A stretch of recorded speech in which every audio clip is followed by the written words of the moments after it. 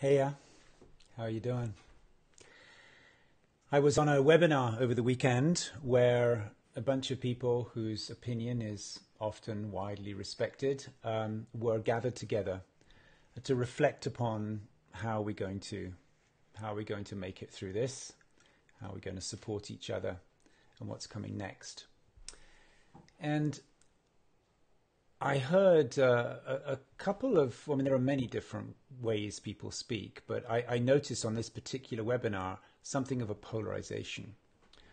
One side of that polarization is we've got each other's backs, we're going to make it through this, it's just a temporary blip, 2 weeks, 4 weeks, maximum 8 weeks, we'll be back to business as usual, we're going to boost the economy, and by the summer we'll be right back to where we were with smiles on our faces and a skip in our step, and this is just a blip in the way of life we've become accustomed to, which is completely understandable.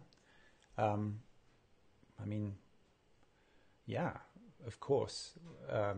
This is extremely inconvenient, disorienting.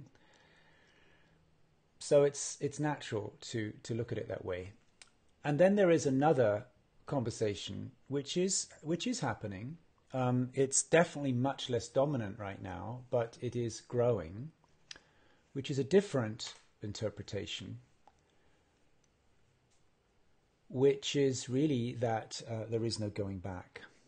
That this is actually the beginning of the end of a feeding frenzy that we've been involved in really probably you could say since the 50s. We've been living beyond our means.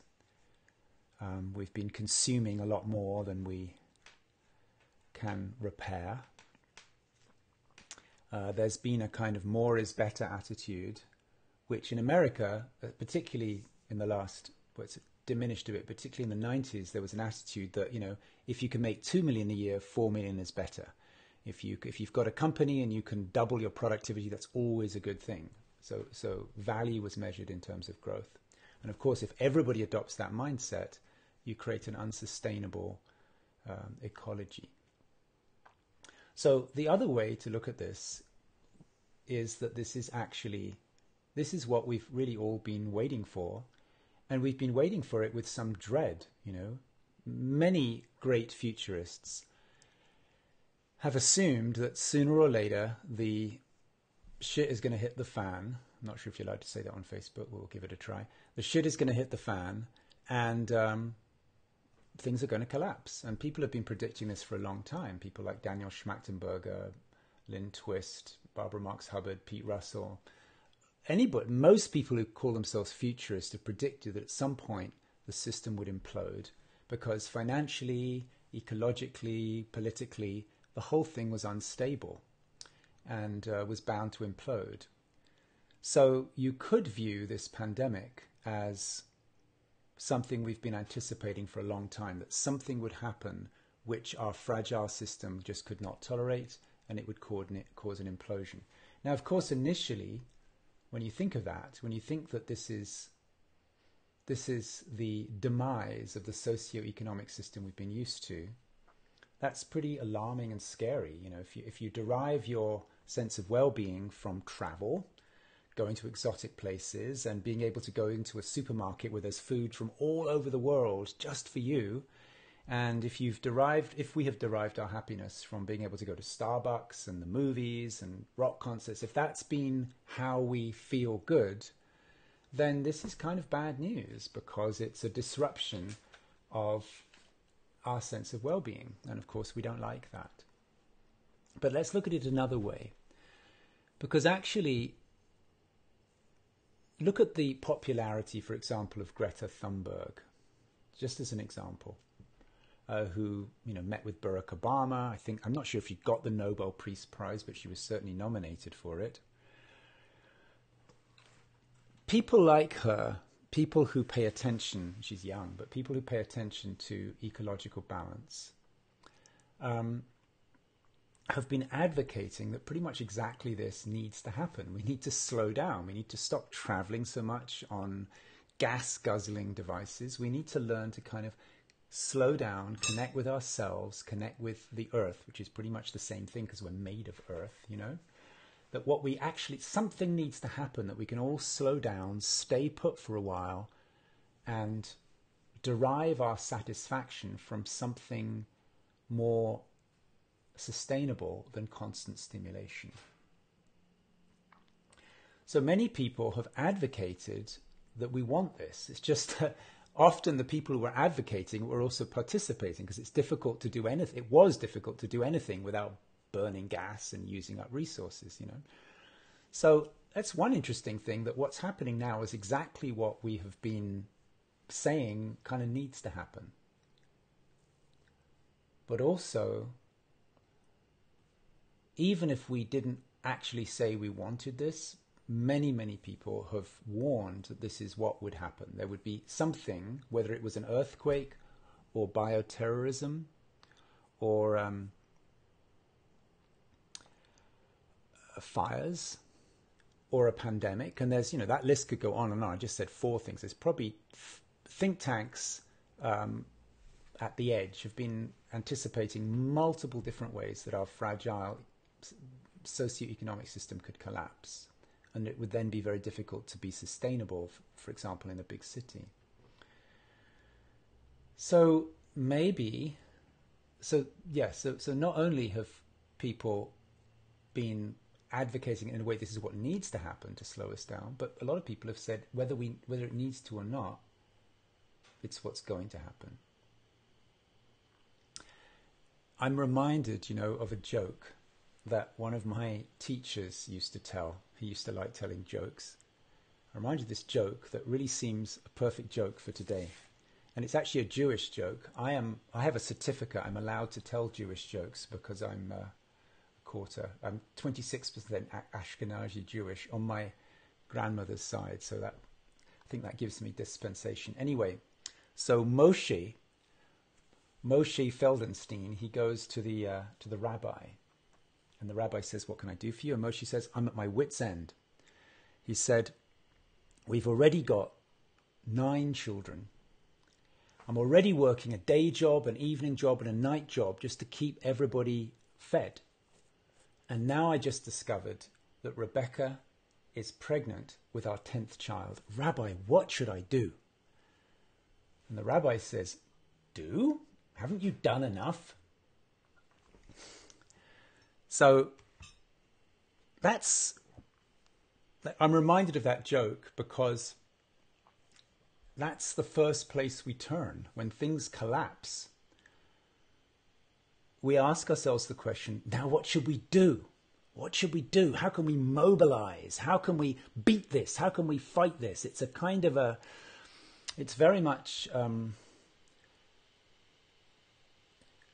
a product of the culture that's developed in America and spread over the world since the Second World War. Of course, America won the Second World War, was part of the winning team, and so got to kind of dominate the narrative. And it's been very much about the American dream, the ideology of each person for themselves. And if you just want it enough and focus enough, if you just have the willpower, you can make anything happen. Which sort of works well in business, but doesn't necessarily work so well in ecology. So it's a good joke, you know, for us to reflect upon, that when we ask ourselves, what can we do? What can we do? How can we mobilize? Maybe it's the very doing that we are now being asked to reflect upon. I was reminded of that joke a couple of years ago as well when I went to a conference organized by Steve Kotler. Steve Kotler wrote the book. Steve and Jamie wrote the book. And Jamie Wheel wrote the book, Stealing Fire. It's a great book. And they organized this conference in Lake Tahoe, which is quite close to where I live. So they invited me to go. It's a great conference. And it was about the earth. It was about sustainability.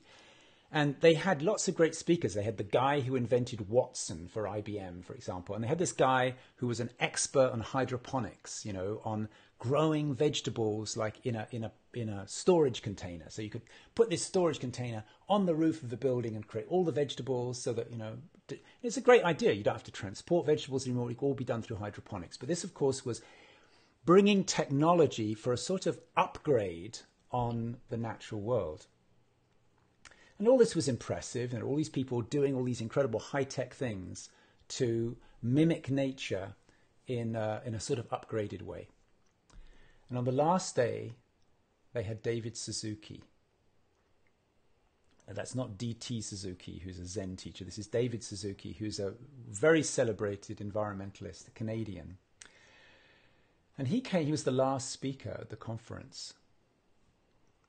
And he gave a very convincing argument that historically, everything so far we have done out of our own inventiveness to try and upgrade nature has had some kind of backlash. So he was saying, actually, the next doing is actually not doing. The next doing is to pay attention to the incredibly complex intelligence already within the natural world, the incredibly complex balance within the natural environment.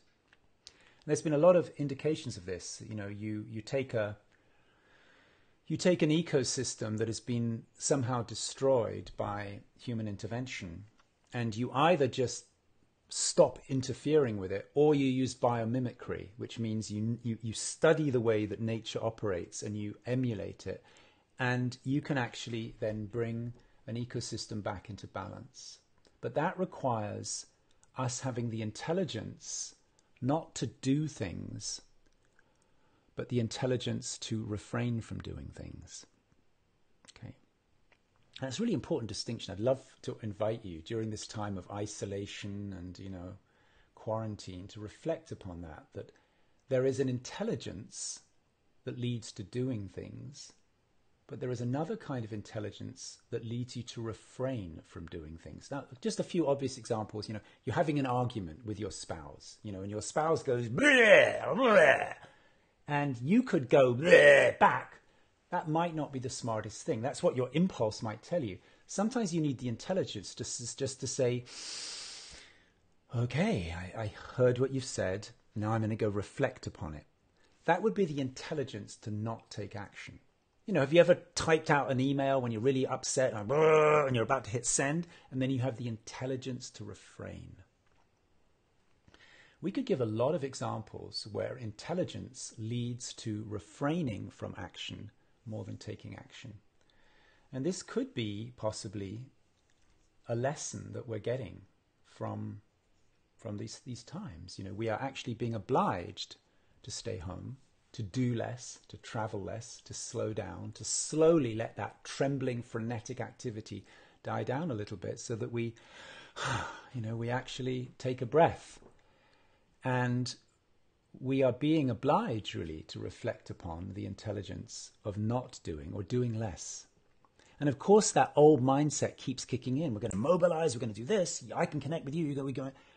But slowly that is going to dissipate over the next weeks of isolation and quarantine. A third of America right now is obliged to stay at home. We're going to slowly let that frenetic activity dissipate until we start to recognize the intelligence of watching, of observing natural rhythms, observing the way that situations will resolve themselves if we can cooperate with natural flow. So it is possible, of course. I would say personally at this point, highly unlikely, but it is possible that we'll just breeze through this. It's going to be 2 weeks, if you listen to our president, or 4 weeks, or 8 weeks, or maybe 3 months, and then it'll all be over, and we'll wipe it out, and then we'll boost the economy with a few $1 trillion, and boom, we'll be back to traveling the world in our jets and eating out in incredible restaurants and having food from all over the world, and we'll just be even more productive than before. Productive. That's possible, I suppose, but unlikely. For a number of reasons, it's unlikely. The impact in terms of income loss on so many businesses is going to be so great that there's, at this point, I think it's estimated that just within a couple of weeks, 20% of the US workforce is now unemployed, and this figure, of course, will go up. Now, that initially sounds terrible. If you're trying to survive within the existing socioeconomic system, that's terrible. That's really awful. Like if you don't have a job, but you've still got to pay stuff. But supposing that temporary breakdown that's happened for you became systemic, then there wouldn't be a system that you're obliged to anymore. Right? You would actually be free. You would be free of, you would be free. And just take a breath and think about that for a moment. Supposing that this whole pressure to perform within a socio-economic system, the pressure to get up in the morning and be productive and go to work, and supposing that actually relaxed. It's hard to imagine, but you've got to think back to John Lennon,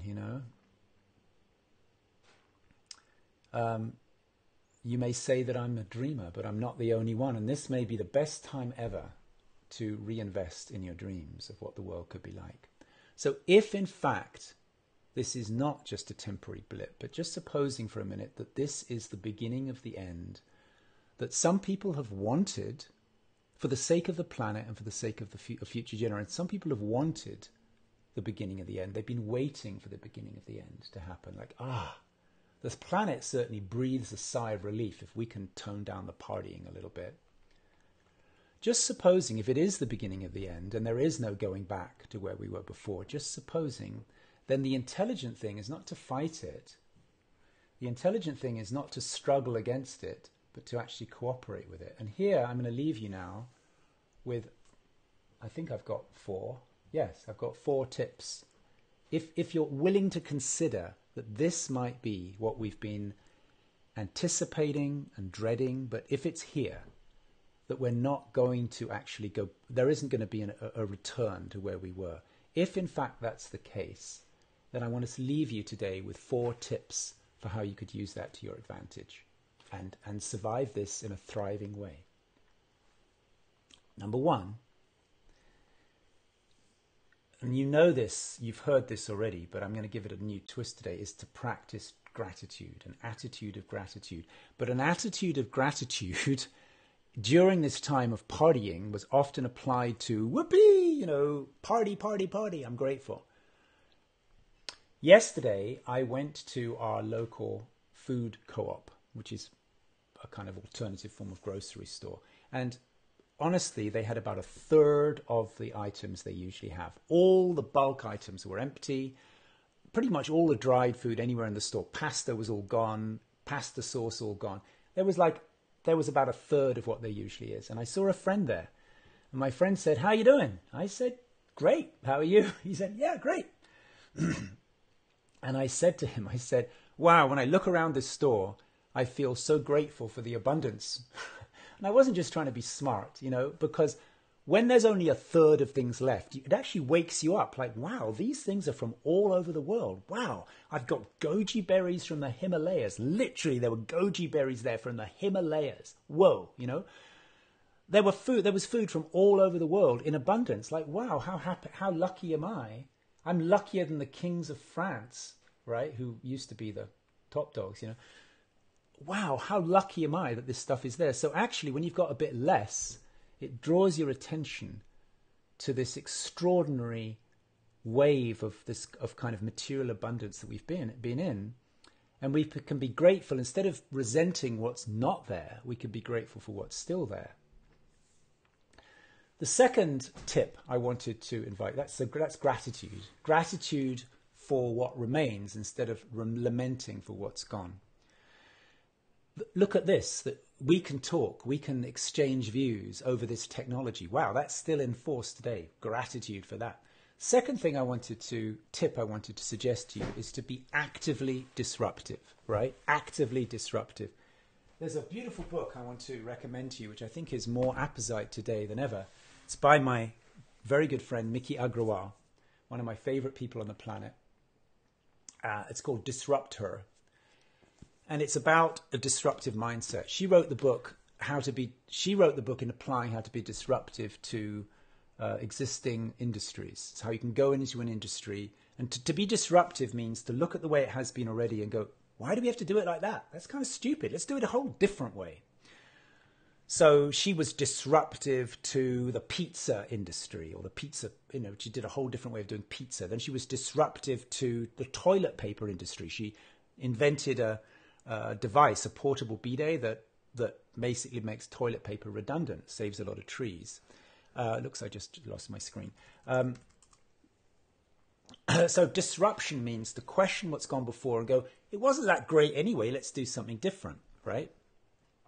So you can practice disruption now, which means instead of trying to get back to where we were, we can go, well, it wasn't that great anyway. It was really damaging to the planet. It was an extremely work-oriented, productive-oriented, like more and more and more oriented mindset. I wonder if there's a better way to live. If we could question, maybe this disruption is an opportunity to question, perhaps there's a better way to live. That would be disruptive thinking.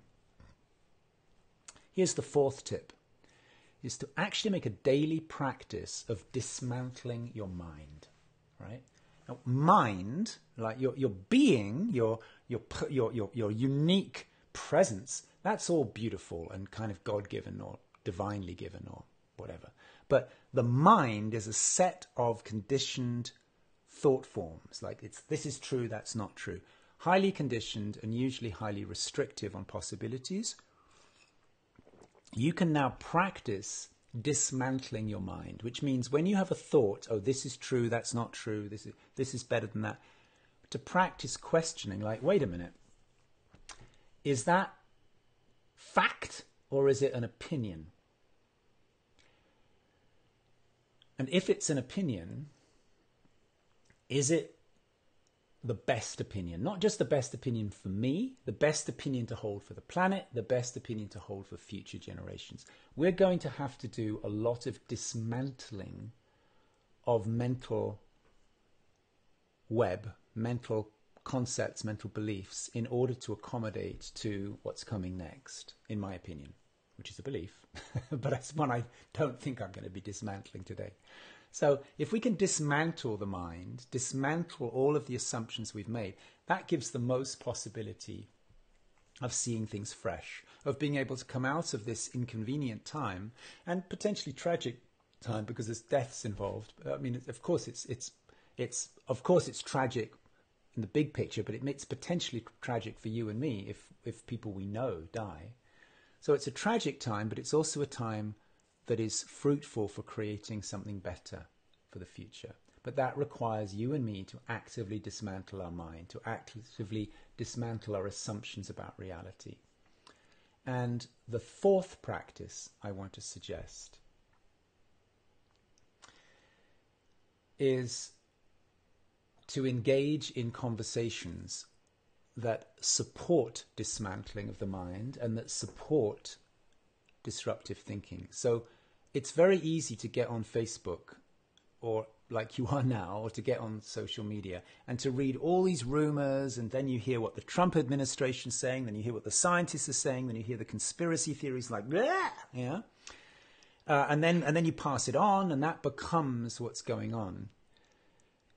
If you can take a break from that, if you can take, a little fast from input, so that you can rediscover your own values and then engage in conversations with people from what you want to create.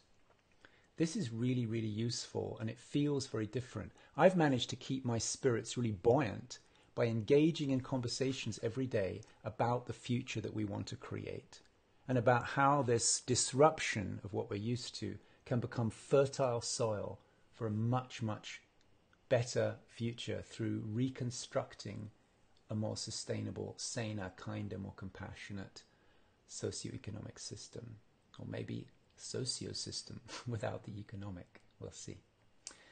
So those are some thoughts and ideas. I'd love to hear your response to that. And, just about anything that's ever happened to you, anything that's ever happened to any of us that seems terrible, if you wait long enough, it has a beautiful consequence. Have you noticed that in your own life? You have a car crash. Oh my God, now, the car's totaled and I'm hurt and blah, blah, blah. But, I would never have written that book if it wasn't for the car crash. Or your spouse leaves you. Oh my God, my heart's broken. I feel terrible. What about the kids?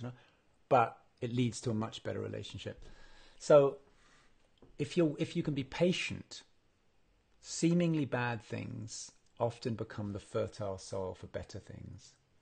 And this is what I would like to invite you, my friend, my Facebook friend, and what I'd like to invite all of us to engage in, a conversation about how this disruption to what we're used to could be not just temporarily inconvenient to the way of life that we've had in the past, but could become an opportunity to create something so much better that our children and our grandchildren and our great-great-grandchildren will thank us for using this time wisely to create a saner and more sustainable future.